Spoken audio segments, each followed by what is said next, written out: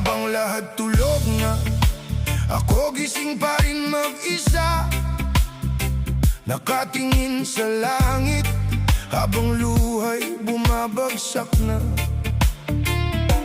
Ang dami kong problema, di ko na masabi, ngumingiti sa harap nila, pero loob ko'y wasak lagi.